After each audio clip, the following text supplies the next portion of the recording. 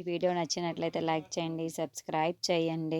అరవింద్ అయితే గౌతమ్‌ని ఫోన్ చేస్తూ ఉంటాడు. ఇంతలో అక్కడున్న గౌతమ్ మాత్రం ఏంటి వీడిప్పుడు ఇలా ఫోన్ చేస్తున్నాడు, వీడికిప్పుడు ఎలాంటి సమాధానం చెప్పాలి అని పాప కోసమని ఆలోచించుకుంటూ ఫోన్‌లో అయితే లిఫ్ట్ చేస్తూ ఉంటాడు.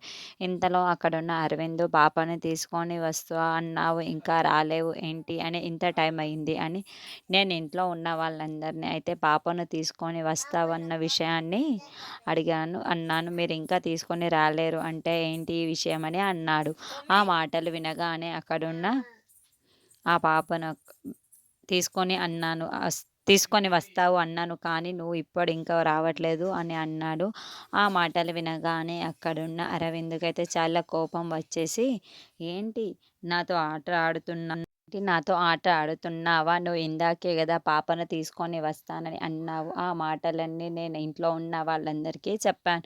వాళ్ళందరినీ సంతోషపెట్టాను. కానీ నువ్వు మాత్రం పాపని తీసుకొని రాలేవు అంటే ఏంటి అర్థం అని అంటూ ఉంటాడు. ఆ మాటలు వినగానే అక్కడున్న గౌతమ్ మాత్రం నేను అన్న మాటలన్నీ జరిగిపోవు కదా! నేను అన్న మాటలన్నీ జరిగిపోతే మరి ఇంకేం కావాలి ఈ లోకంలో అని అంటూ ఉంటాడు.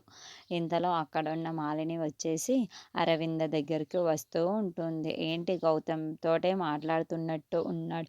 ఏంటో ఆ మాటలు విందామనేసి తన వెనుక వచ్చి నిల్చొని ఉంటుంది. అక్కడ ఉన్న అరవింద మాత్రం ఏంట్రా నాతో వేషాలు వేస్తున్నావా? పాపని తీసుకొని వస్తాను అని చెప్పి నన్ను మాయ పెట్టావా ఏంటి? నన్ను మోసం చేశావా ఏంటి? అని అడుగుతూ ఉంటుంది.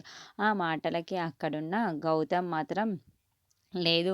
నేను నిన్ను మాయ చేయలేదు, మోసం చేయలేదు. నేనే అందరి ముందు దోషిలై నిల్చుంటున్నాను.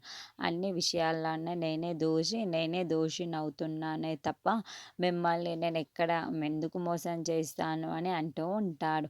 ఆ మాటలు వినగానే అక్కడున్న అరవింద కోపం